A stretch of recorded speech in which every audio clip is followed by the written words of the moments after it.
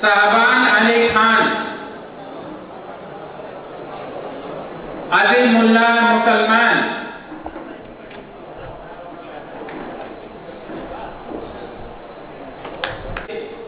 मुसलमान, रशीद अली मुसलमान,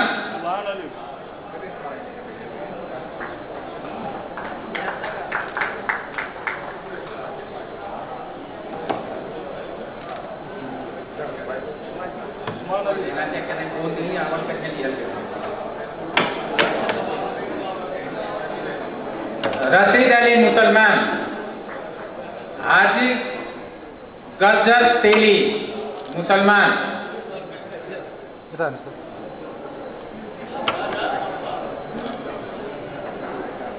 अरे आवाज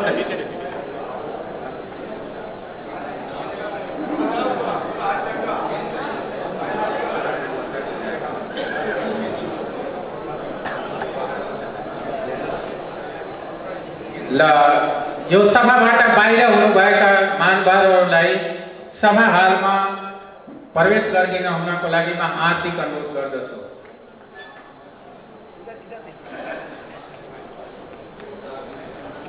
इमामुन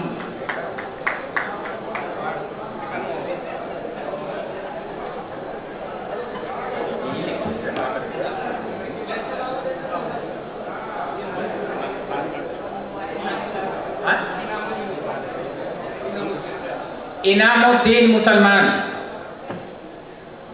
वहीद अली खान, मोहम्मद हुसैन खान, इजहार अली खान,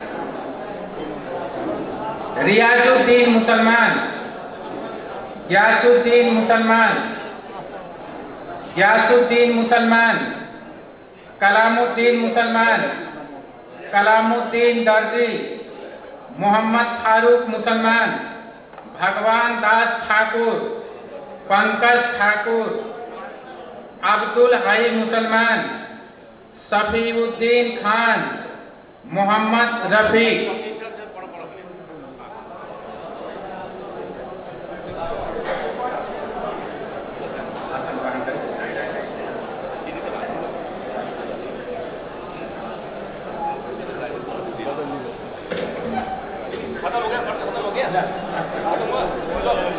अब सियारी गांव पालिका का उप सभापति श्री राम मिलन यादव जीलाई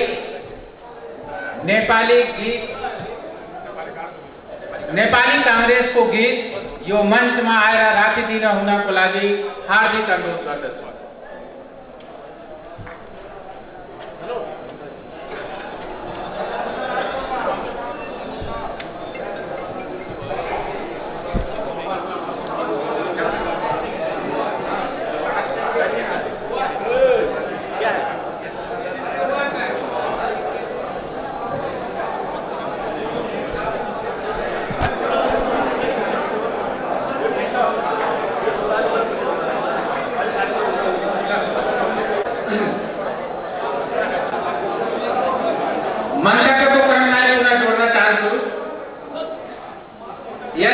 क्षेत्र नंबर 3 का प्रदेश सभा सदस्य उम्मीदवार एवं लोकसभा का नेता संतोष पांडे जीलाई मंचमा आई 2 शब्द राखिदिन हुनको लागि हार्दिक अनुरोध गर्दछु।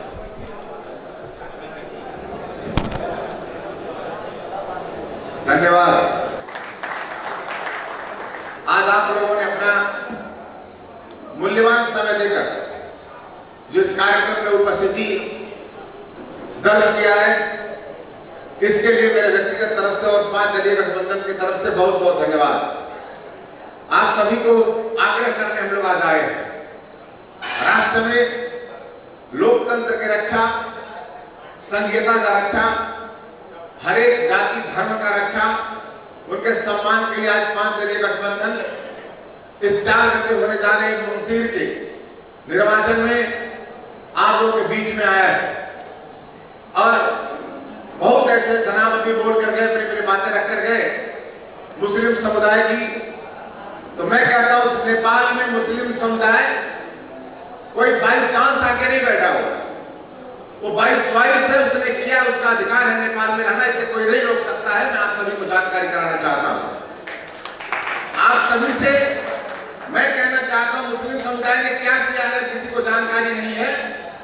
तो नेपाल का अस्तित्व अगर लुम्बिनी से है, भगवान गौतम बुद्ध के जन्मस्थली अगर लुम्बिनी से नेपाल का अस्तित्व पूरे देश में, पूरे विश्व में है, तो लुम्बिनी का वो भगवान गौतम बुद्ध का जन्मस्थली निर्माण करने के लिए, उसे संरक्षित करने के लिए, उसे विकसित करने के लिए उस लुम्बिनी क्षेत्र के मुस्लिम समुदाय ने अपनी जमीन देकर भगवान गौतम बुद्ध का वो जमीन वहां पर बचाया है और पूरे विश्व में नेपाल का अस्तित्व बचाया है, जिसके नाम से हम लोग आज बुद्ध बुद्ध करके बुद्ध नेपाल में जन्मे थे, तो अगर उसका कोई संरक्षण किया तो मुस्लिम समुदाय। इस नाते मैं क्या कहना चाहता हूँ, मुस्लिम समुदाय को देखने का नजरिया जो और गैर सरकारों की जो एक गलत निगाह है, उसे परिवर्तन करने के लिए अभी के निर्वाचन में आप लोगों को सक्रियता के साथ आगे आने की जरूरत है। अभी मैं इसी मंच से, आज आप लोगों के इस मंच से मैं धन्यवाद देना चाहता हूं गृह मंत्री जी को, जिन्होंने इसके पहले एक नास्तिक आदमी का भी नेतृत्व करते थे राष्ट्र का। उन्हें कुछ पता नहीं है धर्म समुदाय, वो जहां जाए वहां ऐसे बोलते समय कहते मैं आप ही का हूं। एक बार ऐसे एक कार्यक्रम में मैं गया हुआ था चनौटा, थारू समुदाय का कार्यक्रम था, तो इसके पहले राष्ट्र का नेतृत्व करने वाले जो विपक्षी दल के नेता हैं, वो मित्र कहते हैं कि मतलब तपाईं को घर में बड़े छु हुर्के छु तपाईं यही थारू समुदाय को अपनी हो। तो मैंने सोचा अपने मन में कि कहीं ऐसा ना हो कि जहां जाते हो कह देते मैं इसी समुदाय का हूं और सबसे ज्यादा प्रहार उसी समुदाय पे करते हैं, कहीं भूल कर वो तेसरो लिंगी के कार्यक्रम में न चले जाए तो वहां भी कह देंगे मैं तपाईं को समुदाय बढ़ा है। इस तरह से मैं आप लोगों से गुजारिश क्या करना चाहता हूं, अभी के समय में एक क्षेत्र एक लंबे समय से एक बड़े नेता के खोज में था, अपने अभिभावक के खोज में था कि कोई बड़ा नेता आता। हम लोग बारंबार चर्चा करते थे कि बुटोल में बड़े बड़े नेता हैं, राष्ट्र का नेतृत्व करते हैं, इस नाते बुटोल विकसित हो गया है, लेकिन भैरवा नहीं हो पाया। हम लोगों ने एक लंबे अरसे बाद, हम लोगों के एक इंतजार के बाद एक बड़े नेता जो राष्ट्र के सरकार में दूसरे मर्यादा क्रम में है, आज हम लोगों ने सौभाग्यवश उनको प्राप्त किया है और इस क्षेत्र से उम्मीदवार है। तो मैं कहता हूं जो आदमी अपने शक्ति और सामर्थ्य से इस राष्ट्र के सरकार में दूसरे स्थान पर भी दूसरे मर्यादा क्रम में है, अगर आप लोगों ने पूरे दिल से, पूरे शिद्दत से आने वाले 4 गते आप लोगों ने मतदान किया और 3/3 बहुमत से जिताया, तो देश के प्रधानमंत्री बनने के लिए कोई नहीं रोक सकता होंगे। मैं आप सभी को विश्वास के साथ बताना चाहता हूं और आप सभी को मैं कहूंगा, इनको धन्यवाद देना चाहूंगा कि उन लोगों ने जो छुट्टियां काट दिया, जिनके जो इस समुदाय का जो अपना व्यक्तिगत मोहम्मद डे है, जो मोहम्मद जयंती हम लोग मनाते हैं, मैं हर एक जयंती में जाया करता हूं और उनका एक कार्ड मैंने देखा था, उन्होंने दशहरे, दीपावली और मोहम्मद जयंती में भेजा था। और के कार्ड में देखता हूं लिखा था दशहरा, दीपावली और छठ को हार्दिक मंगल में शुभकामना। उस कार्ड में मैंने देखा था दशहरा, दीपावली, छठ और मोहम्मद जयंती को हार्दिक मंगल में शुभकामना गृह मंत्री जी के कार्ड में मैंने देखा था। और कार्ड यही पर इस तरह से उनके अंदर भी इस समुदाय के प्रति, सम्मानित मुस्लिम समुदाय के प्रति, उनको जितना हिंदू समुदाय और समुदाय है उतना ही सम्मानित समुदाय के प्रति है।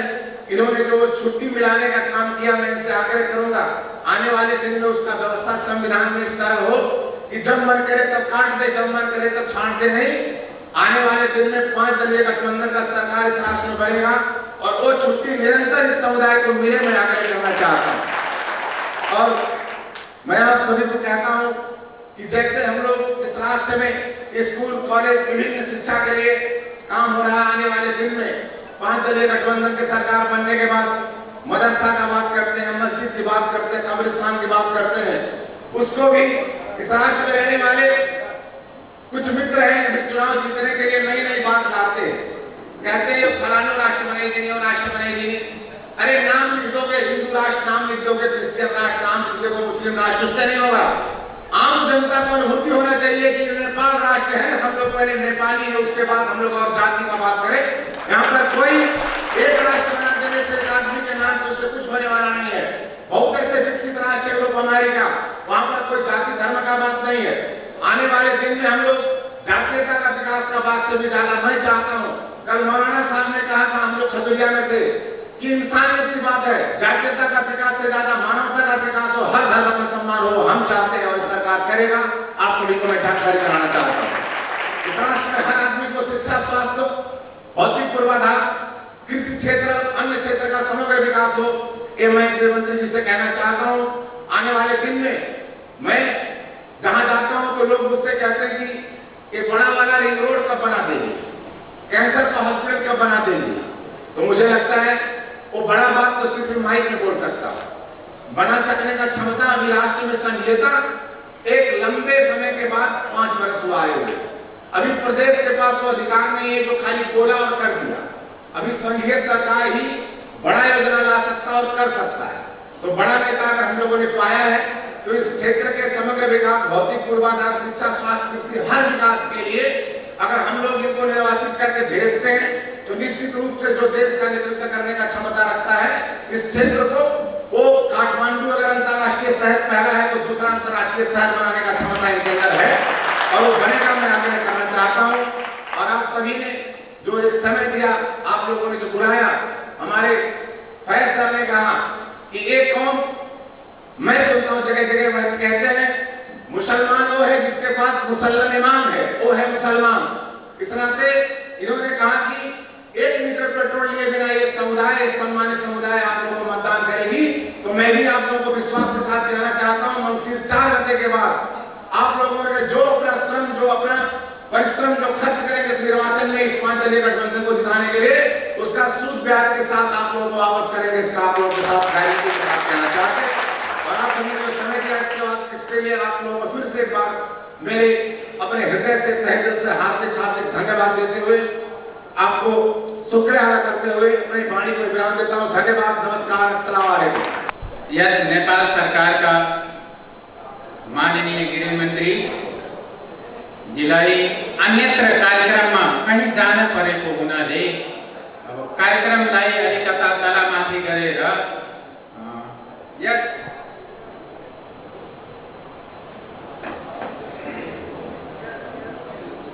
मन्तव्यलाई नेपाल सरकार का गृह मंत्री, नेपाली कांग्रेस का केंद्रीय सदस्य तथा रूपन्देही क्षेत्र नंबर 3 का प्रतिनिधि सभा सदस्य उम्मीदवार श्री मान पान कृष्ण खाँडज्यूलाई आफ्नो मंतव्य राखिदिन हुनको लागि म हार्दिक अनुरोध गर्छु। और आज इस कार्यक्रम में बहुत से हमारे महत्वपूर्ण नेतागण भी हैं, फिर भी हमारा दूसरा प्रोग्राम है। अभी सुबह एक भूगोल में था कि लुम्बिनी प्रदेश का एक सुरक्षा संबंधी अंतर्क्रिया थी, तो वहाँ पर हमारे गृह मंत्रालय के सचिव जी और पुलिस के आईजी साहब और नेपाली सेना के रथी और 12 जिले के प्रमुख जिला अधिकारी और सुरक्षा अधिकारी सब आए थे। तो सुबह हमको वहाँ पर जाना पड़ा। तो उसके बाद में हमने वहाँ भी बोला कि मेरा अभी भैरवा में नेपाल मुस्लिम संघ का एक बड़ा कार्यक्रम है, उसमें हमको जाना होगा। तो वहाँ जल्दी ही विदा लेकर आपके पास आने का अवसर मिला। अब यहाँ से हमें फिर जाना है शुद्धोधन गाँव पालिका, वहाँ पर एक थारू समुदाय का मीटिंग है।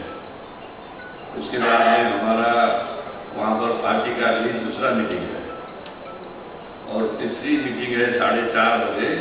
शिक्षक और प्राध्यापक को फर्सा टिकट है, चुनाव का माहौल है, पहुँचना तो पड़ा ही नहीं। इसलिए आप लोगों से जाने को यहाँ से मन नहीं कर रहा कि हमारे नेता लोग और अतिथि लोग हैं और आप सभी लोग यहाँ पर हो, जाने को मन नहीं कर रहा है, फिर भी वहाँ से बुलावट आ रहा है, इसीलिए जाना पड़ा। तो जल्दी हमको बोलना पड़ा।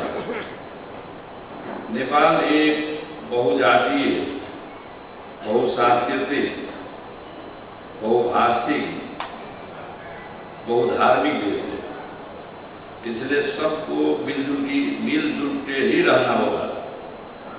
कोई एक का बात करेगा तो उससे नेपाल में सहमति, सहकार्य और एकता नहीं होगा। इसलिए हमारा जो अभी संविधान है सभी मिलजुल कर ही बनाया गया संविधान है और इस संविधान की आधारशिला है संघीय लोकतांत्रिक गणतंत्र। और हमारी संघीय लोकतांत्रिक गणतंत्र का दो मकसद है। एक तो जो नेपाल के नागरिक हैं, देश के मालिक वो नेपाली नागरिक ही हैं, और दूसरी है कि सबको मिलजुल कर रहना होगा। इस संविधान को संशोधन भी कर सकते हैं, इसको और अच्छा भी बना सकते हैं, उसका कोशिश हो रहा है।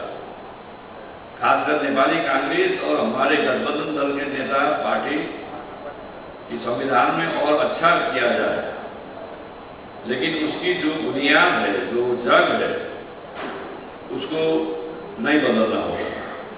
संघीय लोकतांत्रिक गणतंत्र, इस गणतंत्र के तहत ही नेपाली नागरिक को नेपाल का मालिकत्व तो मिला है। हम लोग जनता को मालिक बनाए, वो भी संविधान में बन गए। अब क्या है कि इसी व्यवस्था के जरिए से नेपाली नागरिक की अवस्था को बदलना है, नेपाल की जो गरीबी है उसको बदलना है, रोजगारी की माहौल खड़ा करना होगा, हर नेपाली नागरिक को खुशहाल जिंदगी जीने का सरकार की तरफ से भरपूर कोशिश भी होगा। वो उन लोगों का जीवन में खुशहाली लाने के लिए ही 5 दल की गठन की गई है। इसलिए आप सभी लोग इस 5 दलीय गठबंधन को साथ दीजिएगा तो जरूर ये आगे बढ़ेगा।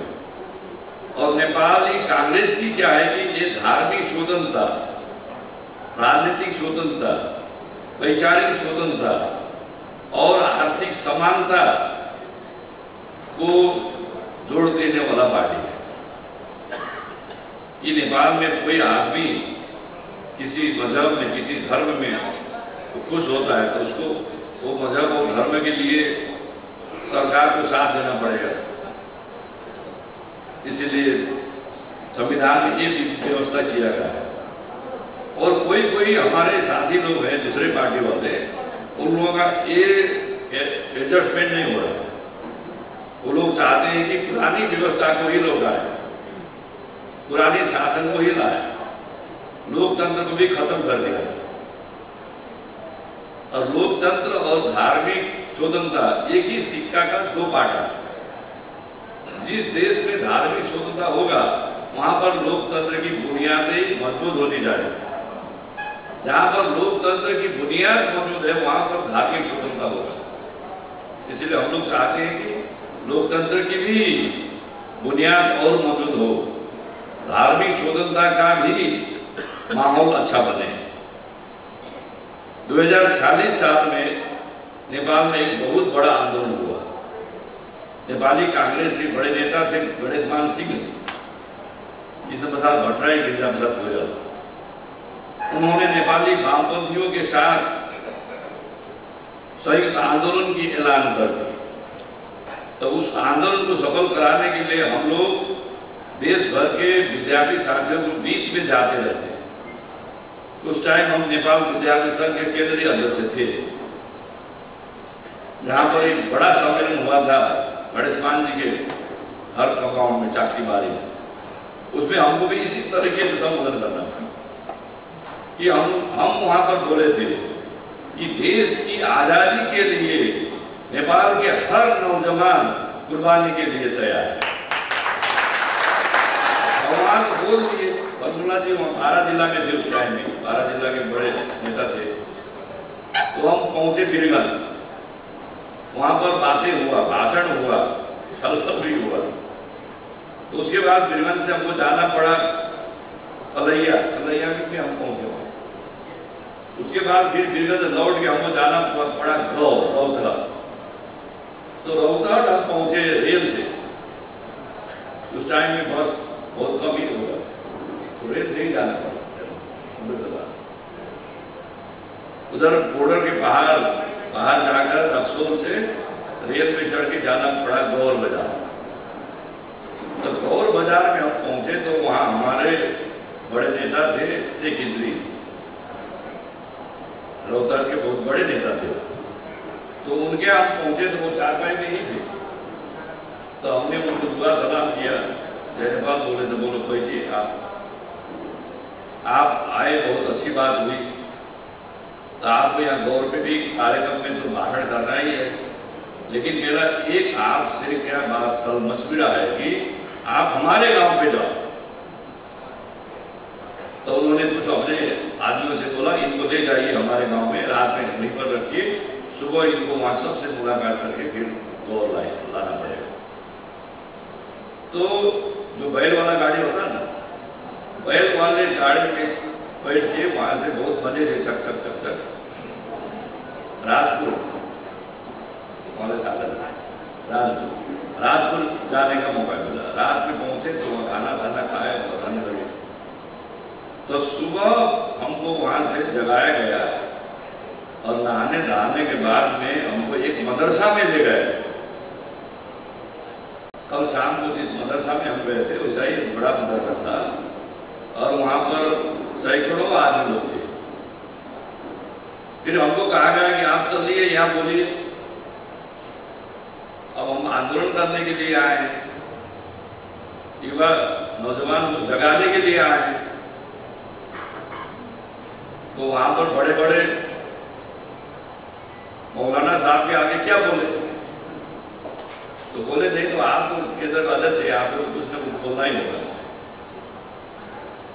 तो हमने बोले देखिए मौलाना साहब जी और सभी हमारे बंधु लोग, अब नेपाल में एक बड़ी आंदोलन होने जा रही है। नेपाल में सालों से लोकतंत्र को कुचला गया है। नेपाल के हर नागरिक, हर नौजवान लोकतंत्र के ख्वाहिश कर रहा है कि कब नेपाल में लोकतंत्र को हम लोग ला पाएंगे, लोकतांत्रिक अधिकार को हम लोग यहाँ पर स्थापित कर पाए। इसलिए हम लोग लोकतंत्र की आज़ादी की लड़ाई के लिए अब आगे निकल चुके हैं। आप लोग समझिए, लोकतंत्र, आज़ादी और जमहूरियत, तो जमहूरियत के लिए हम लोग लड़ाई के लिए निकल चुके हैं। हम खुद अपने को कुर्बान करके भी नेपाल में जमहूरियत को लाना चाहते हैं। तो आप लोग मौलाना साहब हम लोग को दुआ दीजिए। हम नेवी संघ के केंद्रीय अध्यक्ष हैं, हमको दुआ दीजिएगा। देश भर के विद्यार्थियों के लिए वो दुआ लगेगा। आप हमको दुआ दीजिए कि इस लड़ाई में, जमहूरियत लड़ाई में, हम लोग अपने को कुर्बान करके देश में जमहूरियत और लोकतंत्र की बहाली कर पाए। तो उसके बाद हमने बोला कि जो जय नेपाल, सलाम वालेकुम, मेरा भाषण खत्म हुआ। तो उसके बाद क्या होगा कि वहां के सबसे बड़े मौलाना साहब को बोलना पड़ता है। तो बोले भाभी नखान जी आए हैं, आपको बहुत बहुत स्वागत। आप लोग नेपाल में लोकतंत्र लाने के लिए, जनता की शासन लाने के लिए, जमहूरियत के लिए, कुर्बानी के लिए तैयार हुए, बहुत बड़ी बात है। और आप बोले हो कि मौलाना साहब हमको दुआ दीजिए, हमको आशीर्वाद दीजिए। तो हम तो खुदा के बंदे हैं। तो ये जमहूरियत की जो लड़ाई, आज़ादी की जो लड़ाई है, उसमें तो खुदा का ही मेहरबानी है, खुदा का ही दुआ है आप लोगों को। हम तो खुदा के बंदे हैं, आपके जलसे में आपके साथ ही रहेंगे। और दूसरा बात कि यहाँ का जो मदरसा है हमारे जिले को, उस मदरसा को संघीय सरकार और प्रदेश सरकार और स्थानीय सरकार जरूर बजट की व्यवस्था करेगी, मदद करेगी, वो अच्छा होगा। वहाँ के बच्चों के लिए भी अच्छा होगा, वहाँ पढ़ाने वाले हमारे सभी मौलाना साहब और सभी को भी अच्छा होगा कि कुछ वहाँ पर सुविधा हो, उनका जीवन अच्छा चले और बच्चे का पढ़ाई से नेपाल को हम लोग और उन्नत कर पाए, उनका स्तरीय शिक्षा हो, ये हम सभी चाहते हैं। और मस्जिद का बात तो हर आदमी अपना धर्म को मानता है। उनको मस्जिद में प्रे करने हो या मंदिर में प्रे करने का सभी को हक है। और मस्जिद के लिए भी हम लोग बजट का व्यवस्था करेंगे, ये भी मैं आगे बढ़ूँगा। और तीसरी बात कल भी आई थी, हम देखे भी, जो कब्रिस्तान है, कब्रिस्तान को कोई भी सरकार या कोई भी नागरिक नजरअंदाज नहीं कर सकता। आदमी पैदा होता है, जन्म लेता है तो उसका कहीं न कहीं लिखा होता है कि उसका अंतकाल भी आएगा।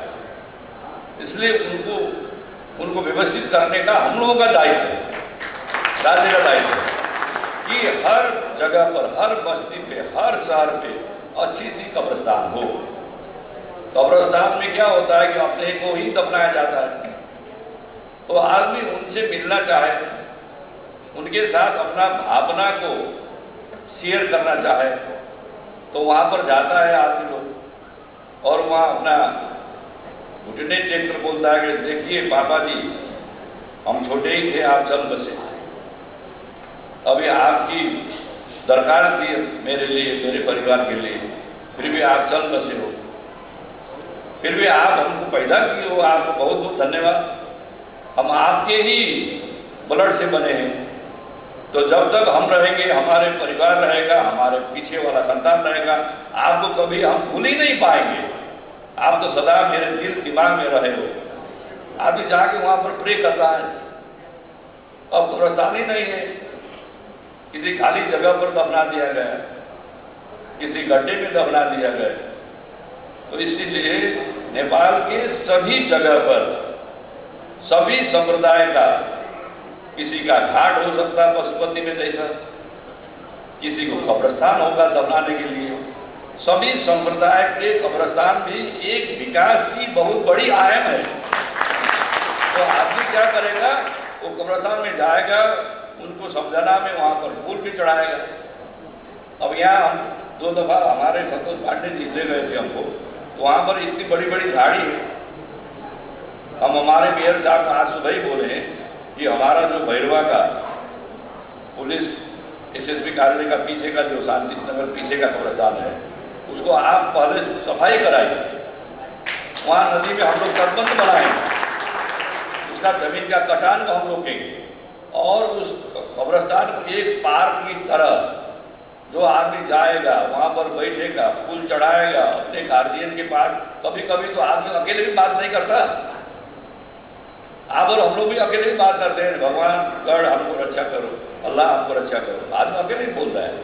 इसलिए जाके वहाँ पर अपने माता जी हो या दादी जी हो या परदादा हो या अपने पुराने पुरखा हैं, उनके पास जाके वो बात भी करेंगे, आप हमको आशीर्वाद दीजिए। हम आज इतना बड़ा नया घर बना लिए हैं, नया बिजनेस का शुरुआत हुआ है, हम बहुत बड़े डॉक्टर बन गए हैं आपकी दुआ से, आशीर्वाद से। हम और नेक काम करेंगे, अच्छा काम करेंगे। जाके कब्रिस्तान में फूल चढ़ाकर आदमी बोलता है, इसलिए कब्रिस्तान तो अच्छी होनी चाहिए और अच्छी होनी चाहिए। इसलिए ये विषय में हम लोग का कमिटमेंट है, सिद्धार्थनगर में जितना भी कब्रिस्तान बनाना होगा वो नेपाल की नंबर 1 कब्रिस्तान होगी। क्योंकि उससे क्या होगा, हम लोग के बीच में भाईचारे का संबंध भी और प्रगाढ़ भी होगा, और उन पुराने हमारे जो दादाजी हैं उन लोगों से भी हम लोगों का कहीं न कहीं कनेक्शन होता ही रहेगा।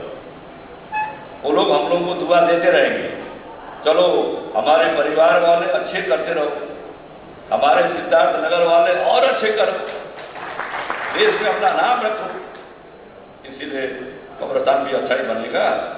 और हमारे संतोष पांडे जी ने एक बात कही थी, हम गृह मंत्री के अपने पोजीशन से एक कार्ड बनाए थे, हम वहाँ चेयरमैन साहब को देंगे, इसमें लिखा है शुभकामना, विजयादशमी, शुभ दीपावली, नेपाल संवत 11 से 43 छठ पर्व एवं हजरत मोहम्मद जयंती को पावन अवसर में सुख शांति समृद्धि तथा दीर्घायु को हार्दिक मंगलमय शुभकामना व्यक्त गर्दछु।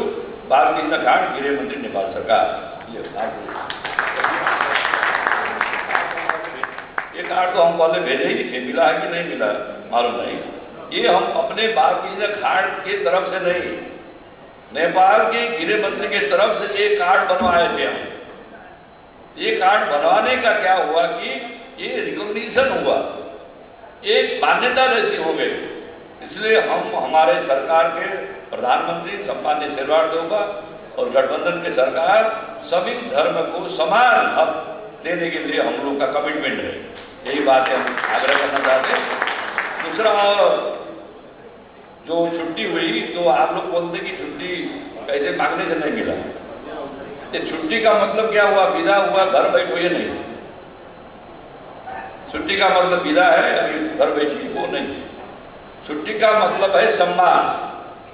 किस दिन का छुट्टी हुआ? ईद उल फित्र में हुआ, उसमें दूसरे लोग भी छुट्टी पाए। तो सभी को मालूम है कि आज ईद उल फित्र का दिन है। ईद उल फित्र के लिए हमारे मुस्लिम समुदाय का सम्मान है, वो सम्मान के लिए विदा दी है। और ईद उल अजहा के लिए भी छुट्टी दी थी, और आने वाले दिन में हजरत मोहम्मद जयंती के लिए भी छुट्टी मिलेगा। ये छुट्टी नेपाल की जो विदा संबंधी कानून है, एन है, गृह मंत्रालय ही प्रस्ताव करेगी। उस एन को हम पार्लियामेंट से पास कर देंगे तो कोई ओली आएगा या कोई गोली आएगा, छुट्टी हटा नहीं पाएगा। अब आने वाले दिन में हम वो भी बना पाए। और दूसरी बात है, और पदक की बात, भैरवा में क्या होता है कि गृह मंत्री बालकृष्ण खांडे ने अपने नंदी के आदमी को पदक दिया,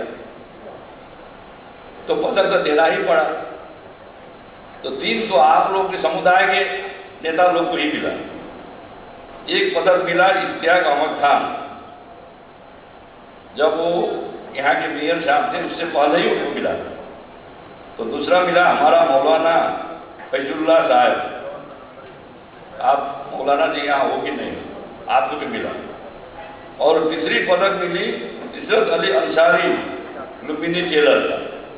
अच्छे वो सिलाई कटाई करते हैं, वो भी एक कला है ना, एक रोजगारी की जरिया भी है। उनको सम्मानित करने के लिए भी हमने पदक दिया। और पुलिस में, नेपाल प्रहरी में भैरवा के एक हमारे आप और हमारे बिरादरी के हमारे मसूद आलम खान साहब को हम अपने गृह मंत्री काल में उनको DIG अभी बनाए, नेपाल प्रहरी का डिप्टी इंस्पेक्टर जनरल। और अब आने वाले दिन में आप सभी की दुआ से वो AIG जरूर बनेंगे, हो सके तो IG भी बने। इसलिए हम सभी प्रयत्न कर रहे हैं कि सभी को मिला जुला के ही आगे बढ़ा पाए। तो हम लोग का कंसेप्ट फॉर्मूला मंजूर दी हो या हम लोग सभी का कंसेप्ट क्या है कि अभी देश में एकता की आवश्यकता है, क्योंकि शांति और सुशासन और स्थिरता अभी हमारे देश की आवश्यकता है। उसके लिए सहमति और सहकार्य एकता आवश्यक है। इसके लिए ये सहमति, सहकार्य और एकता की जो हमारी मुहिम है, जो अभियान है, उसको आप सभी लोग साथ दीजिएगा, ये हम आग्रह करना चाहते हैं। तो उसके लिए ही 5 दलीय गठबंधन बना है। तो 5 दलीय गठबंधन में क्या हुआ कि अभी 5 दल हुआ। इस 10 नंबर में हम गए थे सिद्धार्थनगर के, एक दीदी ने बोला, देखिए मंत्री जी आप लोग का 5 दलीय गठबंधन है। तो गठबंधन में क्या है, कोई उंगली बड़ी है, ये तो बड़ी है ना ऊँची, और कोई उंगली छोटी पतली है। ऐसा ही पार्टी में कोई बड़ा है कोई छोटा है, और बड़ा पार्टी और छोटा पार्टी मिल गया है, और आप लोग एक उंगली को ऐसा करेंगे तो मुट्ठी बन जाएगा, और मारेंगे तो ताकत आ जाएगा। इसी देश को बनाने के लिए, जनता को बचाने के लिए, जनता का जो मालिकत्व है उसको बचाने के लिए ही इसको मुट्ठी बनाया गया है, गठबंधन बनाया गया है। इसको आप लोग साथ दीजिएगा। और रासायनिक खाद के बारे में, अभी नेपाल में खाद का आना शुरू हो चुका है। गेहूँ पाली के लिए खाद मिलेगा, और खाद की समस्या हर साल होती रहती है। इसलिए नेपाल सरकार अभी निर्णय कर चुका है कि अब जल्दी ही चुनाव के बाद में नेपाल में एक रासायनिक कारखाना खोलने की शुरुआत भी होगी। उससे रासायनिक खाद का समस्या भी हम लोग संबोधन कर पाएंगे। और दूसरी बात हुई नागरिकता। तो नागरिकता संविधान में व्यवस्था किया गया है। संविधान में लिखा गया है नेपाल को नागरिकता वंचित गरिने छैन। देश नेपाल की संविधान की व्यवस्था है कि कोई भी नेपाली को नागरिकता की नहीं बनाने की सरकार को छूट नहीं है, सभी को नागरिकता देना ही पड़ेगा। और उसी के तहत जिनको नेपाल की जन्मसिद्ध नागरिकता मिला है, संविधान के धारा 11 के 3 में लिखा गया है, ये संविधान जारी होने के टाइम में जिसको जन्मसिद्ध के आधार में नागरिकता मिला था, अब उनके संतान को, उनके बच्चे को वंशज के आधार में नागरिकता मिलेगा। ये संविधान की कमिटमेंट है।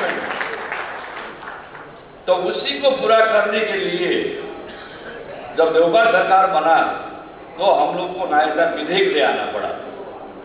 तो नागरिकता विधेयक हम लोग लाए, पार्लियामेंट में पास हुआ, प्रतिनिधि सभा में 1 दफा, राज्यसभा में 1 दफा। तो उसको हम लोगों ने राष्ट्रपति के यहाँ भेजा। राष्ट्रपति को उसको प्रमाणित करते हुए स्टैम्प करके उनको भेजना था, स्वीकृत करके। लेकिन राष्ट्रपति जी ने संविधान की धारा 113 के 3 के तहत उन्होंने बोला 1 दफा फिर विचार कीजिए। हम लोगों ने फिर विचार किया, फिर उसको पारित करके राष्ट्रपति के हम लोग भेज दिए, संविधान के धारा 113 के 4 के तहत भेज दिए।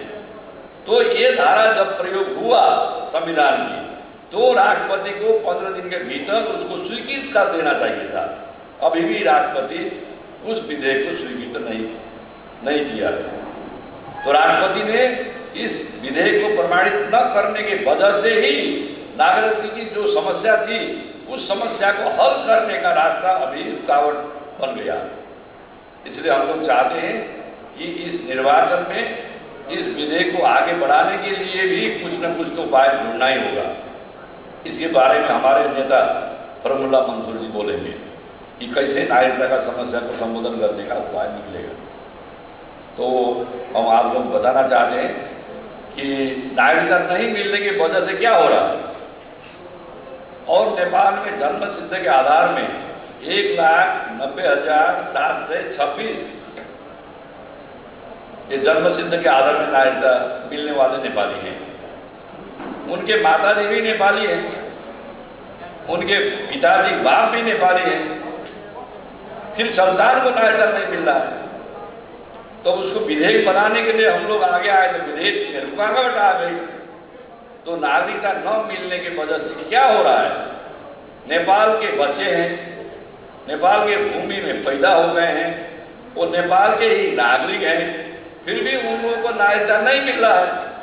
तो नागरिकता नहीं मिलने की वजह से क्या हो रहा है, उनको बैंक में खाता खोलने का मौका नहीं मिल रहा है, अपने नाम में मोबाइल का सिम कार्ड खरीदने का भी मौका नहीं मिल रहा है, उन लोग कोई उद्योग धंधा कारखाना चलाने के लिए पान नंबर नहीं मिल रहा है, उद्योग का रजिस्ट्रेशन नहीं मिल रहा है, पढ़ने जाने के लिए भी नागरिकता नहीं है, बाहर जाने के लिए पासपोर्ट बनाने के लिए भी नागरिकता नहीं है, और मानिए अपने बाप दादा के संपत्ति प्रॉपर्टी को अपने नाम में लाने के लिए भी मालको जाइए, नापी कार्यालय जाइए तो बोल देगा आपका नागरिकता लाओ। इसलिए नेपाल में खुद अपने जमीन पे, अपने भूमि पे, अपने देश पे उनके बाप और माताजी नेपाली हैं, फिर भी जो नेपाली आदमी को नागरिकता नहीं मिला, कितना दिल हो रहा है। तो बुढ़ोल में एक पत्रकार का एक प्रोग्राम था, उस प्रोग्राम में हमने राष्ट्रपति को संबोधन करके बोला आप दिमाग से काम कीजिए, बहुत अच्छी बात है, कभी कभी तो दिल का भी सुनिए, दिल क्या बोलता है। एक नेपाली नागरिक को नागरिकता न देने के कारण से उसका जितना दुख हो रहा है, उस दुख को कौन बोलेगा। उनका आंख का आंसू सूख गया है और उनके ओठ के मुस्कान बंद हो चुके हैं। एक नेपाली नागरिक को नागरिकता न मिले, इससे बड़ी क्या पीड़ा हो सकती है। उस पीड़ा को सभी को मिलकर संबोधन नहीं करना है, फिर भी उनका जवाब नहीं। उसके जवाब में ओली जी बोलते हैं, हमारे मंत्री जी राष्ट्रपति को प्रश्न पूछते हैं, जो राष्ट्रपति जवाब ही दे नहीं पाए, उस राष्ट्रपति को जवाब पूछने से क्या फायदा, क्या मतलब, प्रधानमंत्री ऐसे गृह मंत्री को अभी तक क्यों रख रहा है, ऐसा ही बोल देता है। इसलिए नागरिकता की जो समस्या है उसको भी हम लोग संबोधन करेंगे ही। और दूसरी बात, एक बात फॉर्मूला मंजूर साहब के सामने बोलना चाहते हैं कि नेपाल में जो बॉर्डर में रहते हैं, चाहे मुसलमान हो, चाहे यादव हो, चाहे चौधरी हो, चाहे थारू हो, चाहे पहाड़ हो, चाहे वो पासवान हो या धोबी हो, सिंह हो, उपाध्याय हो, ब्राह्मण हो, द्विवेदी, त्रिदेवी, चतुर्वेदी है, कोई भी हो जो हमारे बॉर्डर के किनारे पर रहता है, वो क्या बोलता है, ये मकान मेरा परदादा ने बनाया है, ये खलियान हमारा पुश्तैनी खलियान है, ये इनार भी 50 साल पुरानी है, ये पेड़ पौधे भी हमारे पुराने ही पेड़ पौधे हैं, और ये पेड़ पौधे और हमारे घर मकान नेपाल में हैं, हम नेपाली हैं, वो लोग बोलते हैं। इसलिए नेपाल की भूमि की रक्षा हो रही है। मेची से महाकाली बॉर्डर में जो मधेसी नेपाली दादू भाई दीदी बहनी रहते हैं, उनके कारण से नेपाल की भूमि की रक्षा हो रही है, नेपाल की जमीन की रक्षा हो रही है। हम नेपाल सरकार की तरफ से जो सीमा में रहते हुए नेपाल की भूमि को बचाने के लिए, जुगाने के लिए जो अपने को बलिदान कर रहे हैं, राष्ट्रीयता की भावना से जो आगे बढ़ रहे हैं, उन सभी मधेश के दाई भाई दीदी बहनी को सरकार की तरफ से हम लोग सलाम करते हैं, उन सभी को धन्यवाद। और हमारे एक नेता हैं, वो किसी पहाड़ी के छोटे छोटे वो पहाड़ी में ऊपर जाते हैं और धारण करते हैं कि चलिए बॉर्डर में रहने वाले सभी नेपाल को राष्ट्रीयता को कमजोर करते हैं। हम लोगों का क्या है, सरकार का क्या है धारणा, जो बॉर्डर में रहकर राष्ट्रीयता की रक्षा कर रहे हैं, सीमा की भूमि की रक्षा कर रहे हैं, उनको उंगली दिखाने वाले उंगली ही राष्ट्रवादी है। इसलिए राष्ट्रवादिता का परिभाषा भी ब्रॉड सेंस में होना चाहिए, एक बृहद सेंस में होना चाहिए कि हर आदमी नेपाल की जमीन को बचा रहा है, नेपाल की संस्कृति को बचा रहा है, नेपाल की भूमि को बचा रहा है। उन सभी को हम सरकार की तरफ से हार्दिक धन्यवाद देना चाहते हैं। आप सभी को भी बहुत बहुत धन्यवाद। इतना ही कहते हुए हम अपना भाषण खत्म भी करना चाहते हैं और आप सभी को सलाम वालेकुम, धन्यवाद। धन्यवाद नेपाल सरकार का गृह मंत्री जीलाई बहुत राम्रो सान्दर्भिक कुरो राखेर जानु भएको छ। आज ये मुस्लिम संघ के आयोजना में जो कार्यक्रम हुआ है, ये मौसिक 4 गते होने वाला आम इलेक्शन प्रतिनिधि सभा प्रदेश सभा के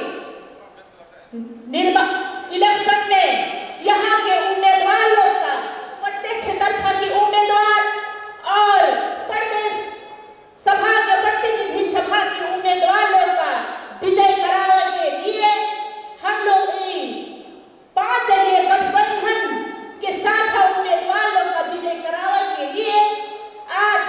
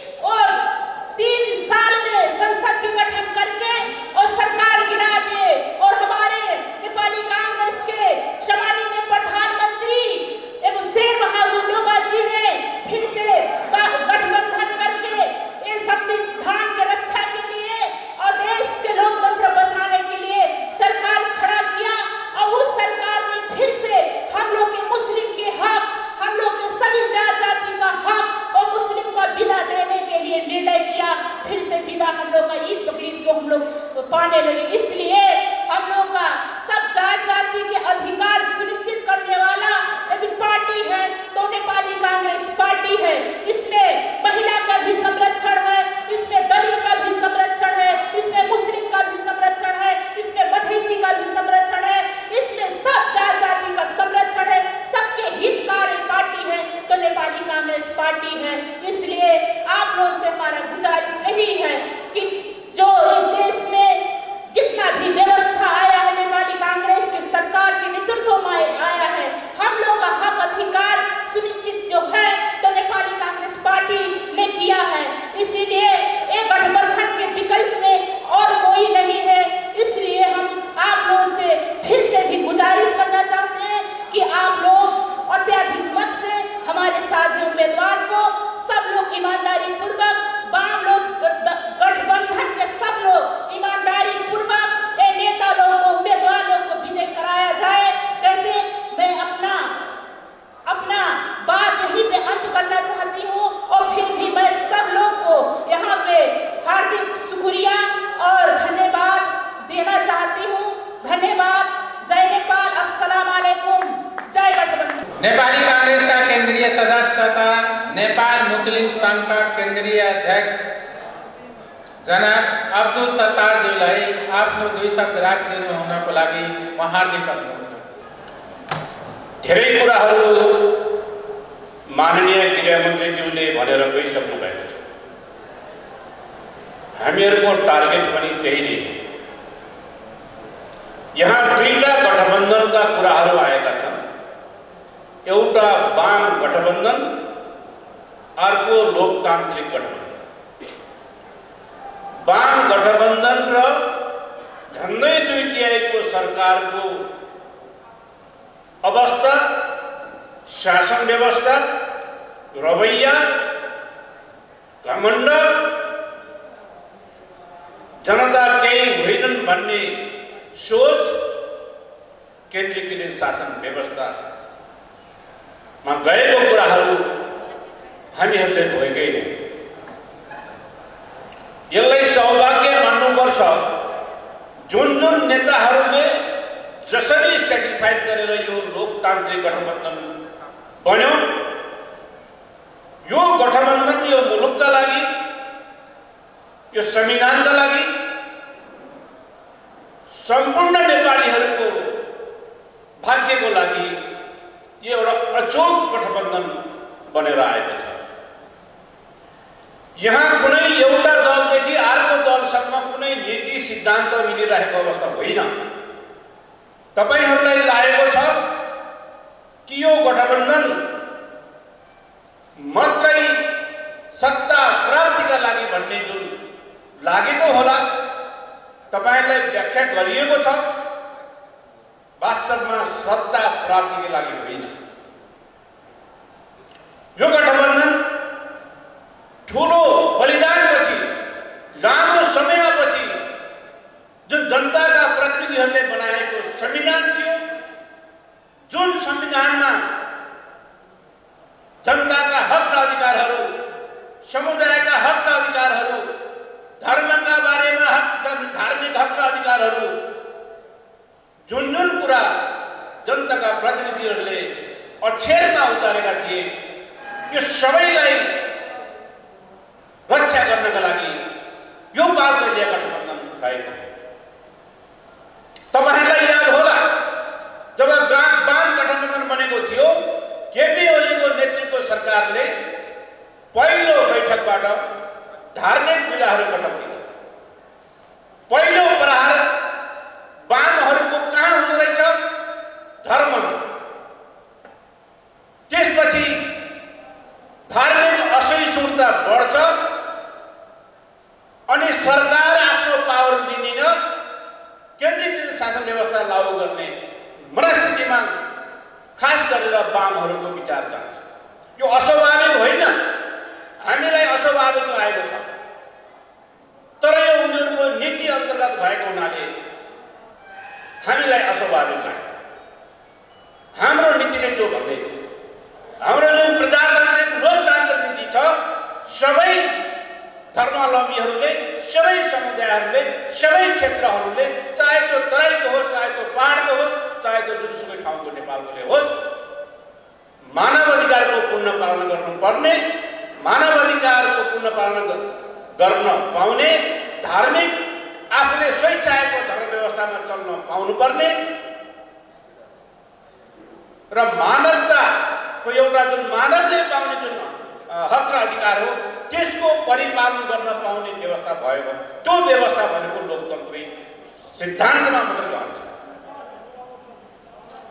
म मुस्लिम समुदायहरूलाई केही कुराहरू, केही विषयवस्तुहरू 1, 2, 3 गरेर राख्नका लागि म तपाईहरूको यो रूपन्देहीमा आएको। निर्वाचन तपाईहरूले गठबन्धनलाई जिताउँदै हुनुहुन्छ। निर्वाचन गठबन्धनका यस क्षेत्रका 3टै सदस्यले जित्नुहुन्छ, त्यसमा कुनै शक छैन। तर हो कुरा के भने नेपाल सरकारका आदरणीय गृहमन्त्री बालकृष्ण खाँड र क र ख मा भएका हाम्रा जुन प्रदेश सदस्यहरू हुनुहुन्छ, उहाँहरूको जित होइन, उहाँहरूको धेरै मतदाताका अवस्थामा जिताउनको लागि हामी तपाईहरुमा आएका छौँ। तपाईहरुसँग हाम्रो अनुरोध छ, यो हार त तपाईहरुलाई कसैलाई छुट छँदै छैन, तर यो वाम गठबन्धनको हैसियत देखाउने दिनमा तपाईहरु सबै लिडरहरू, सबै पार्टीका नेताहरूको हातमा छ। यसका लागि हामी टोल टोल घर घर मतदाताको घरमा हामी पुग्न सक्यौं, मतदाताको मनसम्म हामीले छुने काम गर्न सक्यौं भने त्यो सम्भव छ। त्यो अनुरोध गर्नको लागि म यहाँ आएको।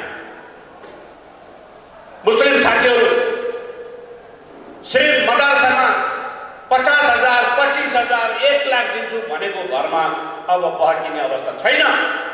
होशियार हुनुहोस्।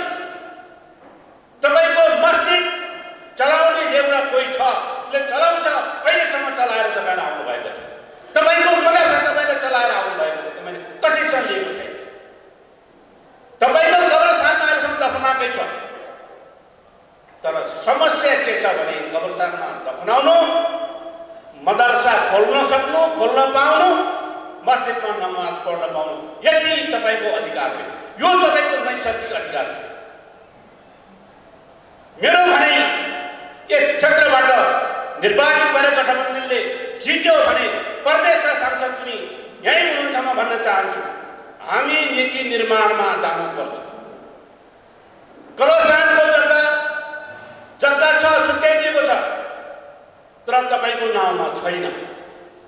तपाईको नाउँमा कब्रस्तानको जग्गा जबसम्म हुँदैन तबसम्म त्यो गौचरण, तबसम्म त्यो नगरपालिकाको हो, तबसम्म त्यो महानगरपालिकाको हो, तबसम्म त्यो एउटा गाउँलेको एउटा गौचरण भएर बस्छ। अब मुस्लिम समुदाय यो विषयमा अहिले नहुँदैन। कब्रस्तानको जग्गा त्यो समितिको नाउँमा लालपूजा पाउने कानुन यो मुलुकमा बन्नुपर्छ। त्यसका लागि गठबन्धन हुनु जरुरी छ। गठबन्धनको सरकार भयो प्रदेशमा, गठबन्धनको सरकार हामीले बनाउन सक्छौँ केन्द्रमा भने यो नियम नेपाली कांग्रेसको नेतृत्वमा भएको गठबन्धनले भोलि पनि सरकार नेपाली कांग्रेसको नेतृत्वमा सरकार बन्दै गर्दाखेरि यो नियम लागू गराउनु पर्यो।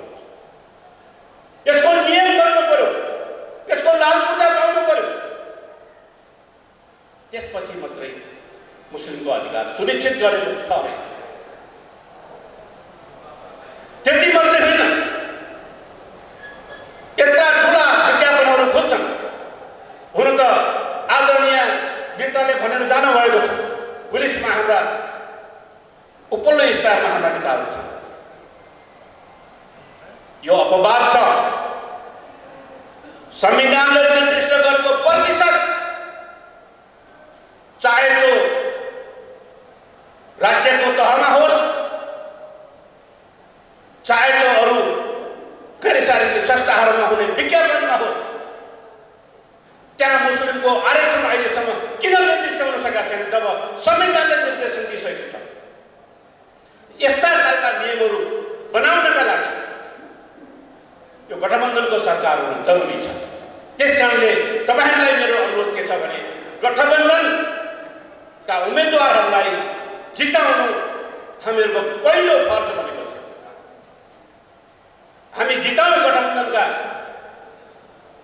नेताहरूलाई अनि मुस्लिमका हक र अधिकारका विषयहरू कानुनले सुरक्षित गर्ने, कानुनले निर्दिष्ट गर्ने हक र अधिकारहरूलाई सुनिश्चित गर्नको लागि फेरि हामी लाग्छौँ। नेपाल मुस्लिम सङ्घ पनि लाग्छ। तपाईँहरूलाई म आश्वस्त गराउन चाहन्छु, मदरसामा दिँदै आएको केही रकमहरू एउटा शिक्षक दिने व्यवस्था गरेको थियो, त्यो पनि अहिले काटिएको अवस्था छ। मदरसामा कुनै अनुदानहरू लिखित रूपमा छैन। लुम्बिनीमा मुस्लिमको दायरा ठुलो भएको हुनाले लुम्बिनीका मुस्लिमहरूले लुम्बिनीका मदरसाहरूले पाउनु भएको होला, तर जहाँ मदरसा छ, जुन मदरसा नेपाल सरकारमा दर्ता भएर आएको छ, त्यो मदरसालाई त्यो मदरसाको हैसियत अनुसार, त्यो मदरसामा भएका विद्यार्थीको ताइदाद अनुसार शिक्षकको अनुदान पाउनुपर्छ। त्यो हाम्रो मान्यता। आफ्नो शिक्षा, आफ्नो भाषाको शिक्षा लिन पाउने नेपालको संविधानले निर्दिष्ट गरेको नैसर्गिक अधिकार। यी सबै अधिकारहरूलाई कानुनमा लिपिबद्ध बनाउनको लागि अब गठबन्धन चाहिएको छ। अब कुनै दल कतै फर्केर यो काङ्ग्रेसले ल्याएको अथवा यो माओवादीले ल्याएको अथवा यो लोकसभाले ल्याएको अथवा कसले ल्याएको भनेर अब यो गठबन्धन परिचिन नपाउने अवस्था सिर्जना गर्नका लागि हामीले 330 प्रदेश र 165 क्षेत्रमा जुन गठबन्धन भएको छ, यो गठबन्धनका सम्पूर्ण उम्मेदवारहरूलाई हामीले जिताउनु पर्नेछ। सम्पूर्ण यहाँका मुस्लिम साथीहरू, नन मुस्लिम साथीहरू, मेरो अनुरोध छ, यहाँ यो भेला गरेर हामीले भाषण गरेर तपाईँलाई भाषण सुनाउने होइन, मात्रै हामीहरू आजैदेखि हरेक भोटरको मनमा बस्ने काम, हरेक मतदाताको घरमा जाने काम, हरेक टोलमा हामी अग्रसर भएर गठबन्धनलाई जिताउनको लागि लागौँ।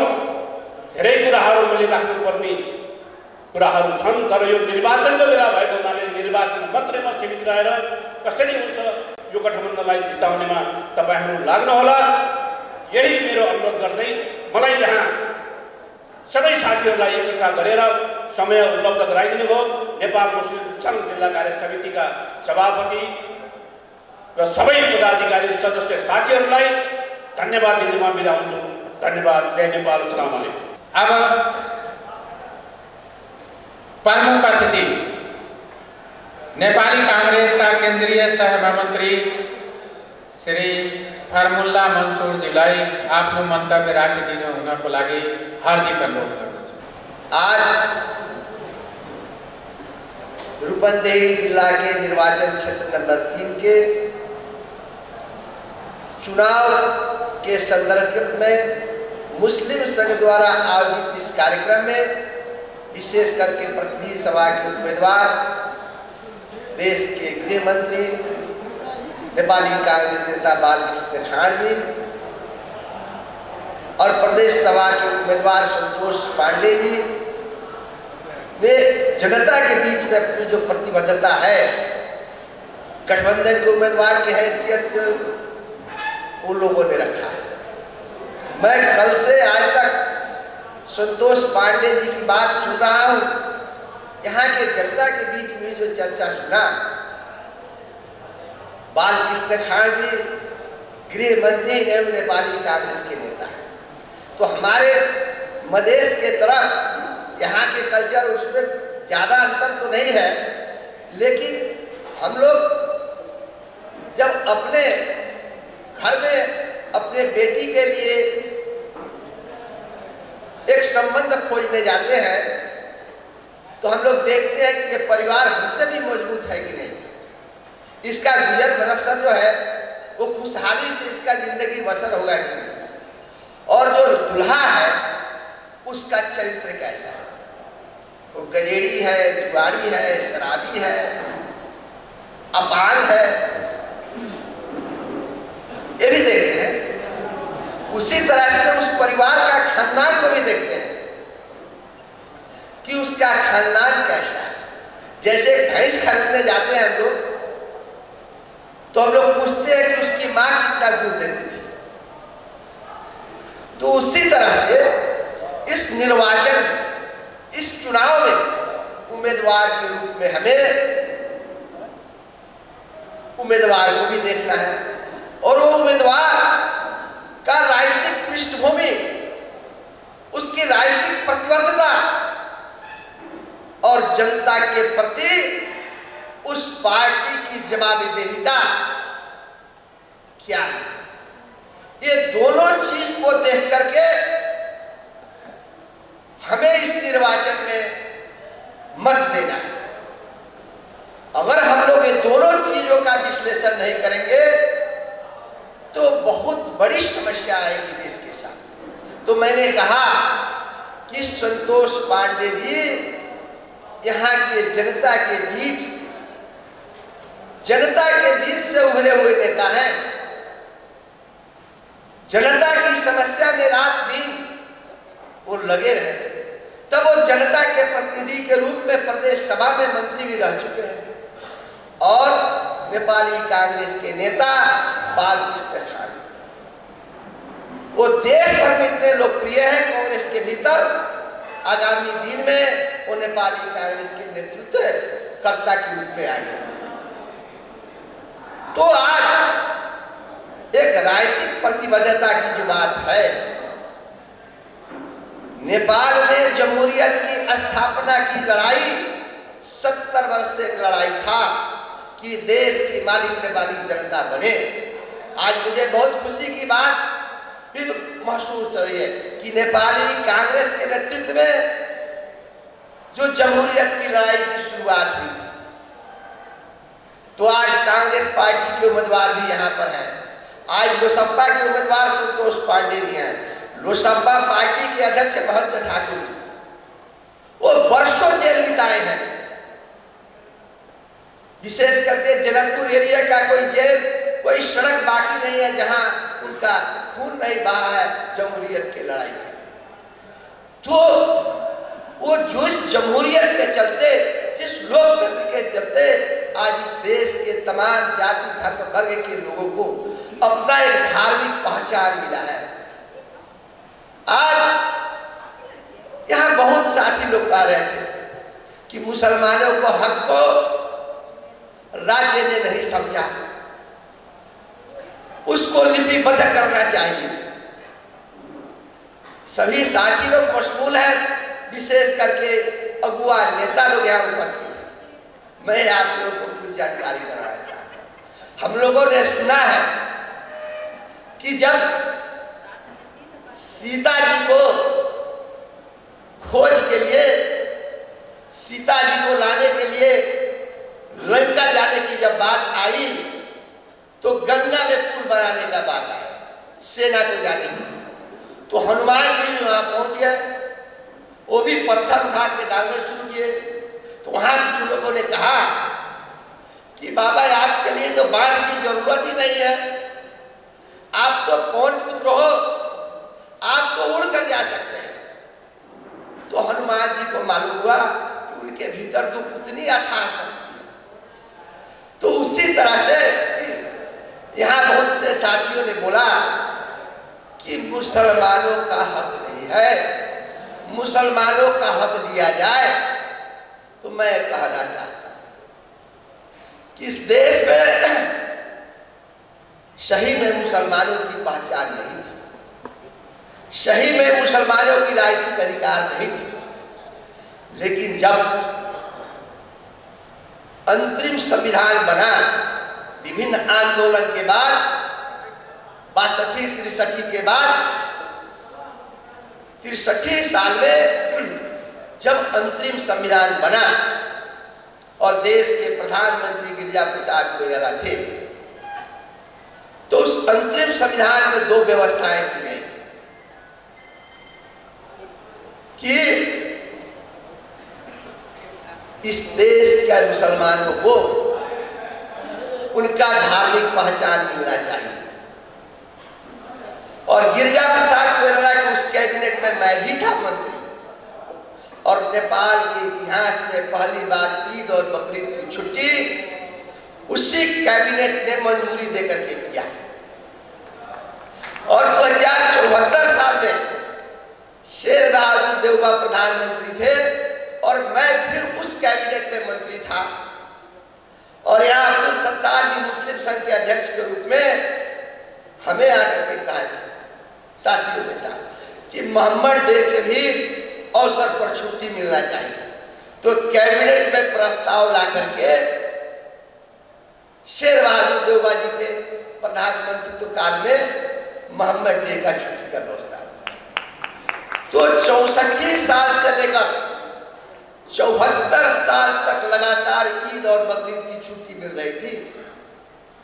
लेकिन केपी ओली जब 74 के चुनाव के बाद प्रधानमंत्री बने तो उन्होंने जो छुट्टी की व्यवस्था थी उसे भंग कर दिया और पुनः जब नेपाली कांग्रेस के नेतृत्व की सरकार बनी, बालकृष्ण खाड़ी जब गृह मंत्री हुए तो छुट्टी का व्यवस्था फिर लागू हुआ है।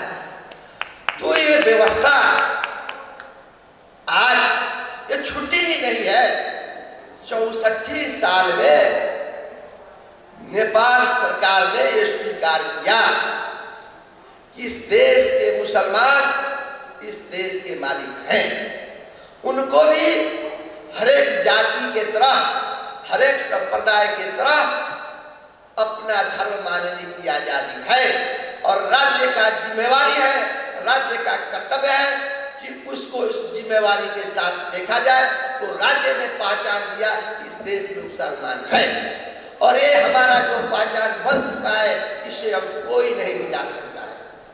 सूर्य पर तो बादल आकर के ग्रहण लगता है तो कभी कभी लोकतंत्र में भी खतरा आता है। तो केपी ओली के नेतृत्व की सरकार के कारण हमारी इस पहचान पर ही खतरा नहीं आया, हमारे लोकतांत्रिक मूल्य और मान्यता पर भी खतरा आया। और आज इस चुनाव में एक और बड़ी समस्या आ रही है, इसको समझना होगा। इस चुनाव में जिस तरह मैंने कहा कि धार्मिक पहचान ही नहीं, देश का संघीय लोकतांत्रिक गणतंत्र नेपाल का जो संविधान बना है वो संविधान स्वीकार किया है कि देश की शासन व्यवस्था जो है, शासन और प्रशासन जो है, एक प्यून से कमांडर इन चीफ बनने की बात हो,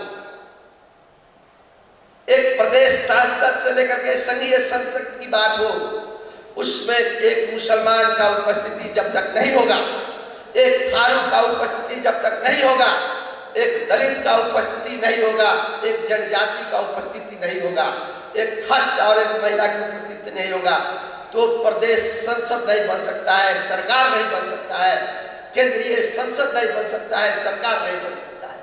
तो हमारी राजनीतिक पहचान तो बन चुकी है, उस अवसर को हमें उपयोग करना है, उस अधिकार को सुरक्षित करना है। लेकिन आज उस अधिकार पर ग्रहण लगने की बात है। हमारी पहचान तो है, हमारा अधिकार तो है, लेकिन आज उस पर खतरा का बादल मंडरा रहा है। इस निर्वाचन में ये जो जनता मालिक बना है, जिस संविधान के तहत जनता के अधिकार जो स्थापित हुआ है, मुसलमानों का, दलित का, थारू का, जनजाति का, महिला का जो अधिकार स्थापित हुआ है, उस अधिकार के रक्षा के हेतु कांग्रेस के नेतृत्व का लोकतांत्रिक गठबंधन है और एक प्रतिगमनकारियों का एक गठबंधन है केपी ओली के नेतृत्व में, जिसमें भूत कहते हैं, मरे हुए व्यक्ति को ना भूत कहते हैं, आप लोग क्या भी वही पता होगा। तो भूत पिशाच का एक जमात है। राजा के लोगों का कुछ लोग चटकार होते थे, मंडले बोले जाते थे, बड़ा चर्चा था।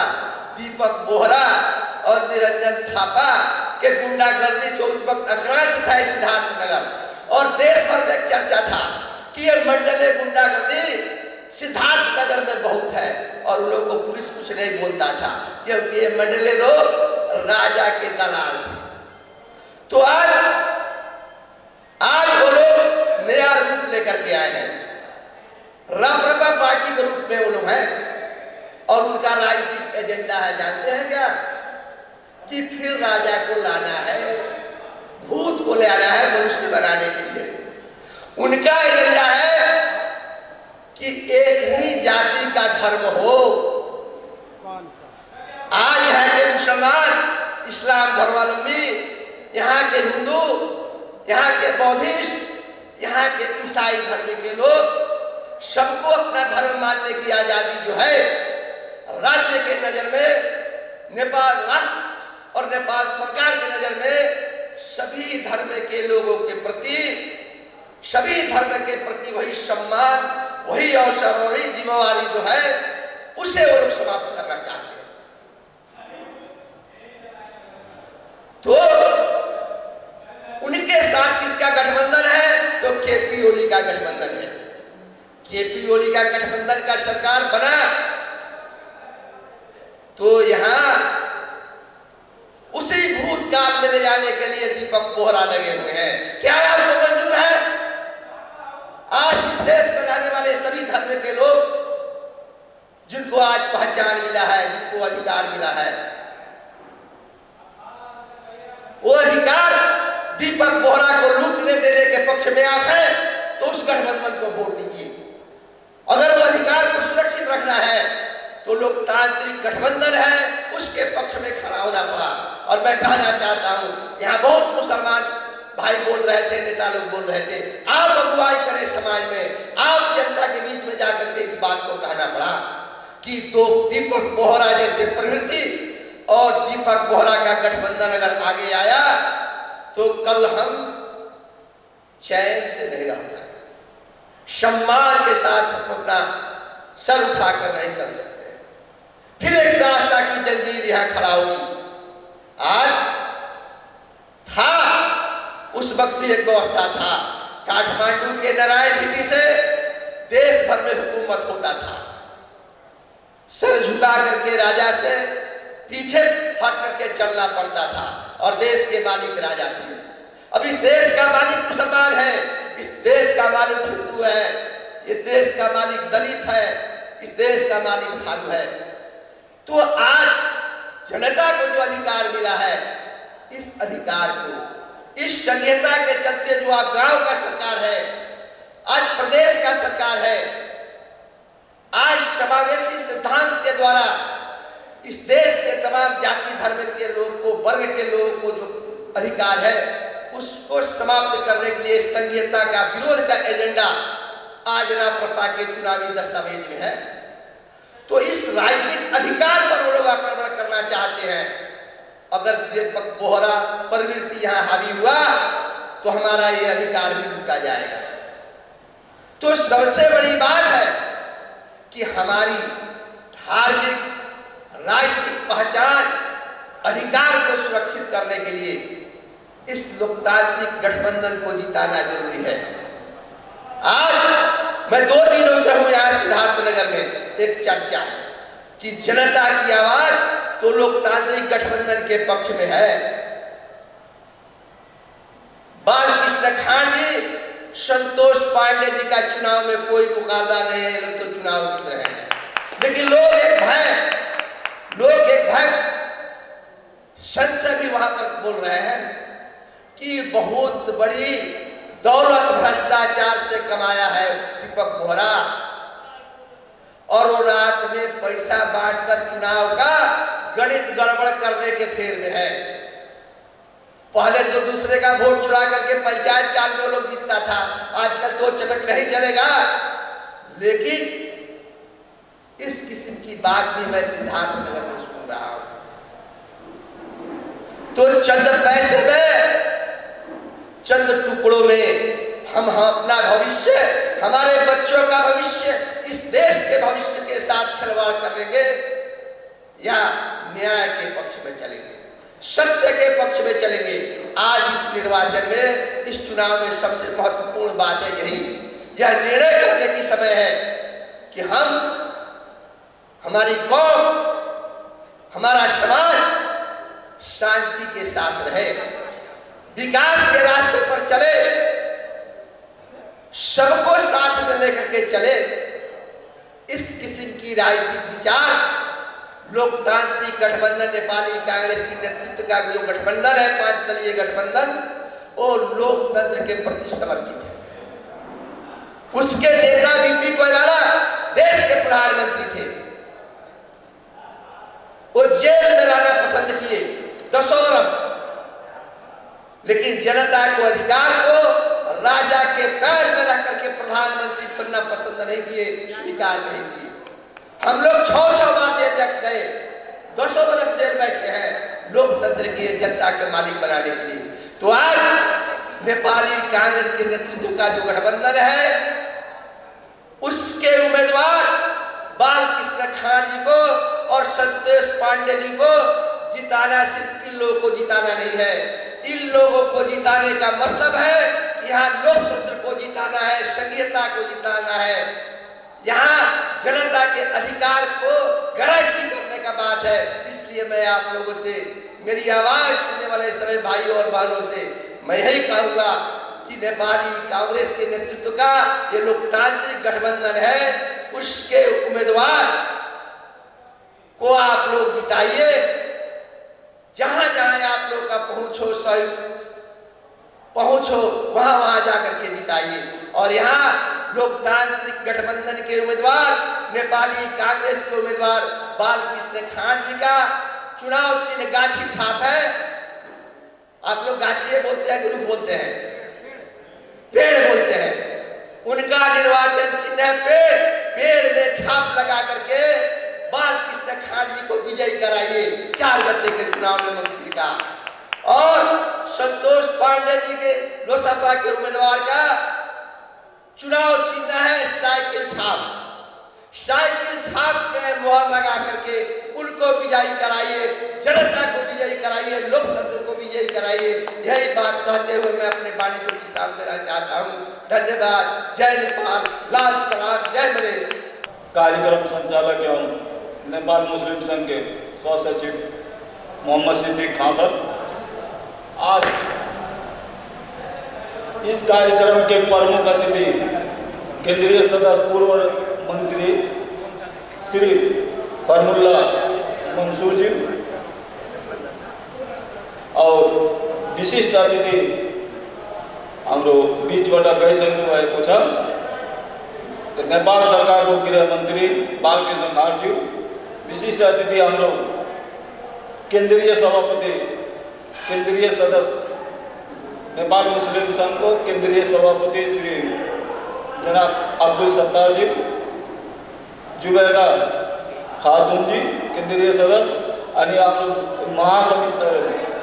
महाधिवेशन प्रतिनिधि जयप्रदुन्निसा जी, संपूर्ण उपस्थित यहाँ नेतागण तथा हाम्रो शुभेच्छुक यहाँ को जनता और मुस्लिम समुदाय के साथी लोग, सबको हमारे तरफ से अस्सलाम वालेकुम, जय नेपाल, लाल सलाम। आज इस कार्यक्रम में बहुत कम समय में आप लोगों ने इतना एकजुटता दिखाया। आप लोग बहुत कम समय में हम लोग फोन किए, उस दावत को स्वीकार करके आप लोग आए। आप लोग का मुस्लिम संघ और मेरे तरफ से भी आप लोग का बहुत बहुत शुक्रिया और धन्यवाद देना चाहता हूँ। और हमारे केंद्र से आए हुए नेताजी लोग को, हमारे केंद्रीय सभापति जी कल शाम को 5 बजे हम लोग को बुला करके उन्होंने कहा कि ऐसा ऐसा कार्यक्रम यहाँ पे रखना है, इसलिए उस कार्यक्रम के लिए हम लोग के पास समय नहीं था, नहीं तो और ज़्यादा लोगों का आप लोग उपस्थित होते, हमको विश्वास है। और उन्होंने बहुत कम समय दे करके हम लोग को इतना मतलब इकट्ठा करवाया, कार्यक्रम मतलब सफल हुआ। उसके लिए मैं केंद्र के नेताजी लोग को भी अपने तरफ से और यहाँ नेपाल मुस्लिम संघ जिला कार्य समिति के तरफ से उनका भी तहे दिल से शुक्रिया अदा करते हैं। और आप लोग आए, इतना अपना काम के बावजूद भी आए हुए हैं, आप लोग का भी शुक्रिया अदा। और उसके बाद आप लोग खाना भी खा चुके हैं, कुछ लोग बाकी हैं, उसको खाना खा के जाइएगा। और इस कार्यक्रम का यहीं पे समापन करते हुए मैं विदा होता हूँ। धन्यवाद। जय नेपाल। अस्सलाम वालेकुम।